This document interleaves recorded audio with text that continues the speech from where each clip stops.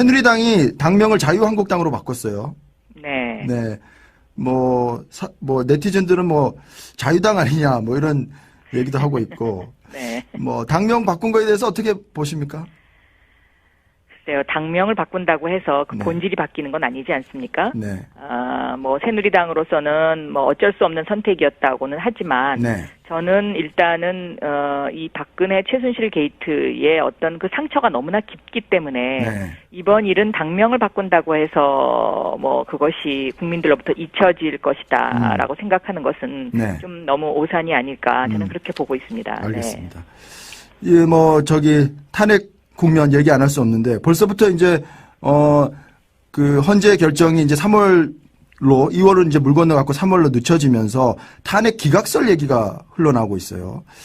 어떻게 좀 보고 계시는지 좀 궁금한데요, 의원님께서. 저는 뭐 물론 방심해서는 안 되겠지만은요. 네. 그런 이야기가 나오는 것은 대통령 변호인단의 꼼수 또는 일부 보수층의 바람이 맞물린 그 어떤 소문이지 않을까. 저는 그렇게 보고 있고요. 네. 이번 그 탄핵 심판에서 저희가 간과해서는 안 되는 가장 중요한 것은 네. 이 탄핵 심판은 그 개인 간의 소송이 아니고요. 그러니까 다시 말하면은 자연인 박근혜라는 사람의 권리 구제를 위한 소송이 아니고 네. 대통령이라는 공공기관과 소추인인 국회라는 공공기관이 벌이는 공적 소송이거든요. 네. 이게 사적 소송이 아니고요. 그렇죠. 그렇기 때문에 무엇이 공익을 위한 것이냐, 무엇이 대한민국을 위한 것이냐라는 관점을 절대로 간과해서는 안 된다라고 저는 생각하고 있습니다. 알겠습니다. 네. 특검의 대통령 대면 조사가 당초 오늘이었는데 이제 뭐 날짜가 유출되는 바람에 청와대 쪽에서 이제 거부했고요. 네. 대통령 대면 조사 제대로 되겠습니까? 어떻습니까? 이 부분도요. 네. 그 대통령이 자연인 박근혜의 사적 사익을 위해서 지금 존재하는 것처럼 보이거든요. 네. 왜냐하면 그 청와대 측의 반론을 들어보면 특검이 예의를 지키지 않았다.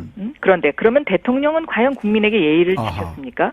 그리고 대통령이 스스로 자신의 입으로 검찰 수사에 성실히 임하겠다고 이야기를 하지 않았습니까? 그랬었죠. 그러니까 이런 대통령의 거짓말에 대해서 지금 국민들이 얼만큼 분노하고 있는지 이런 부분에 대한 청와대의 그 어떤 반성이라고 그럴까요?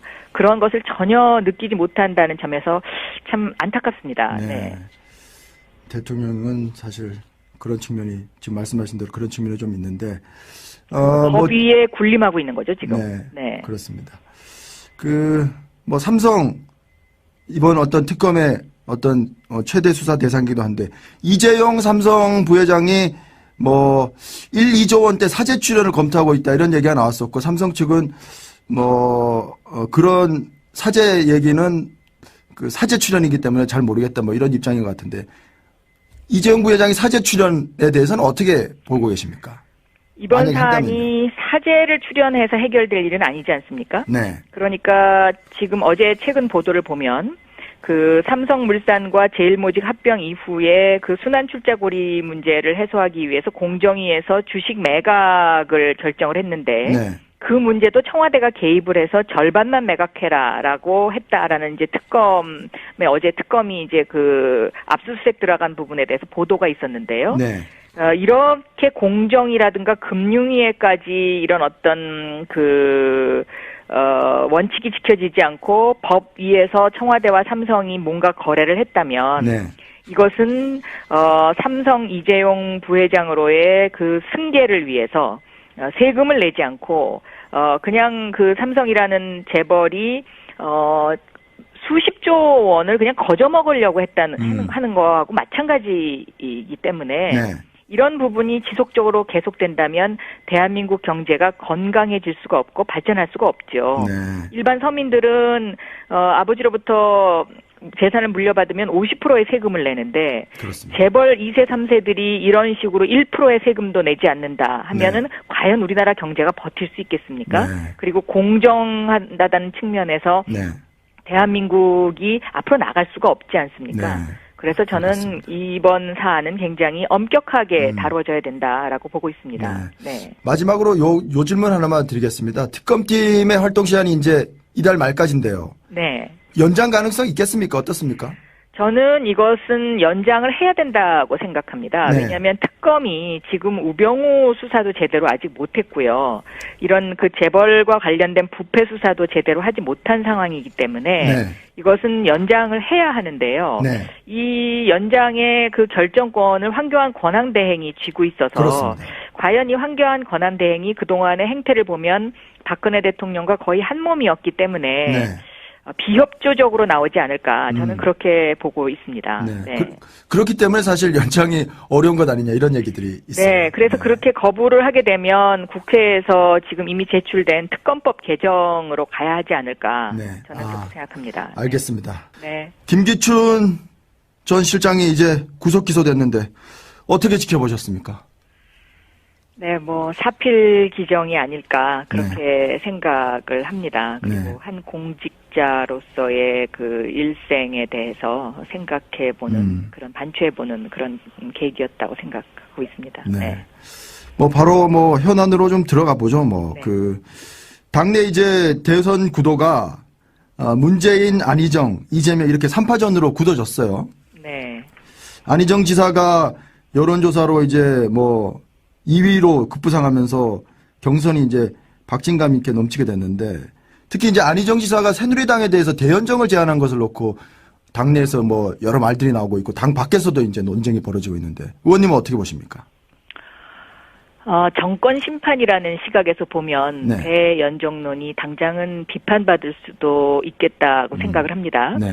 그러나 한 번 더 생각을 하고 현실적으로 들여다보면은 누가 대통령이 되더라도 여소야대 정국이 되기 때문에 이 연정과 협치를 하지 않으면 국정을 이끌어갈 수가 없지 않습니까? 네.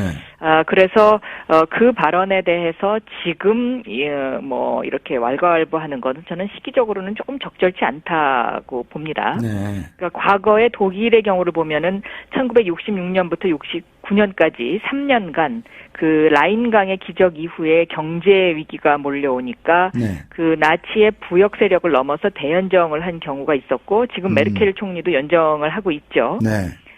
그래서 이 대연정이라는 단어가 지금은 비판받을 수 있겠지만 네. 정권 교체 이후에는 현실적으로 다가오는 문제입니다. 네. 그래서 저는 이명박근혜 정권이 네. 이 부패로 망가진 네. 그 경제 위기가 대선 이후에 찾아오게 되면 네.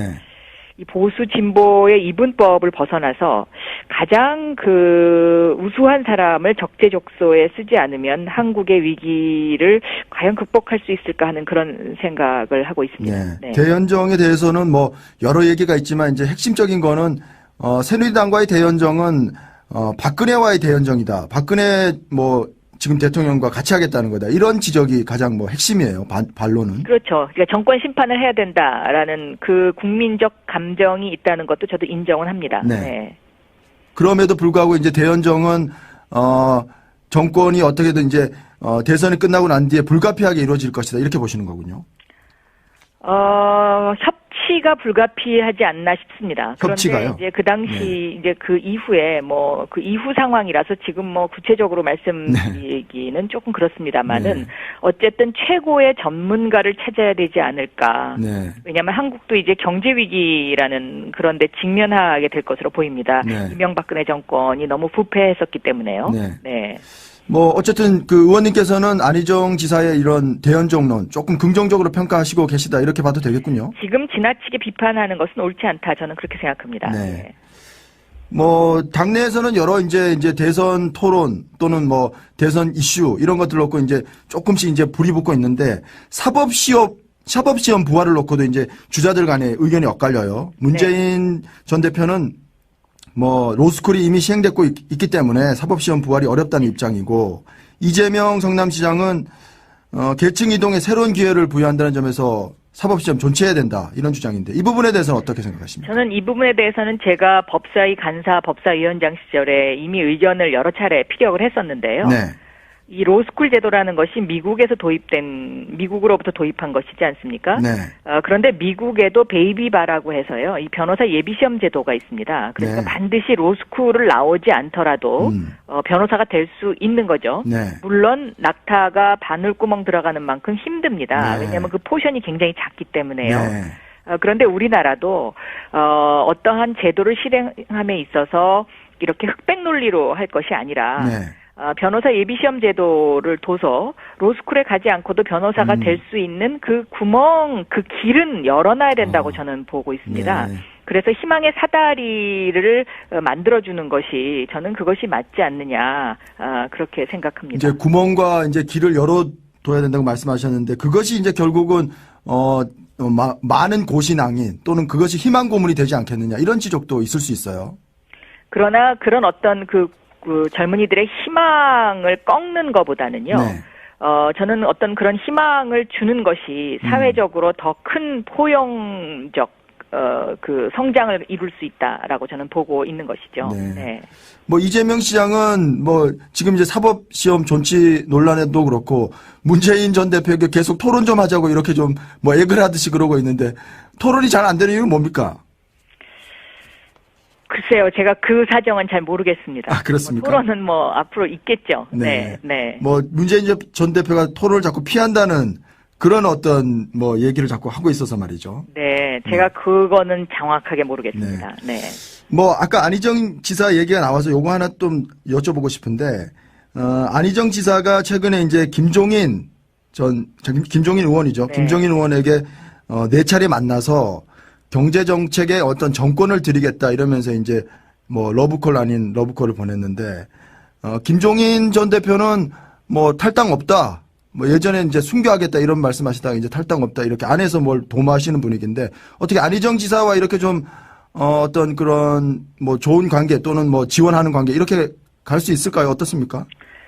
저는 이제 탄핵 이후의 전국의 이슈가 네. 경제로 옮아간다고 보고 있습니다. 네. 그런 면에서 지금 대한민국의 이런 어떤 경제 위기를 극복할 수 있는 사람이 과연 누구이냐의 관점에서 보면 네. 안희정 지사가 김종인 전 대표에게 그러한 그 의견을 피력한 것은 굉장히 잘한 일이다라고 저는 생각하고 네. 있습니다.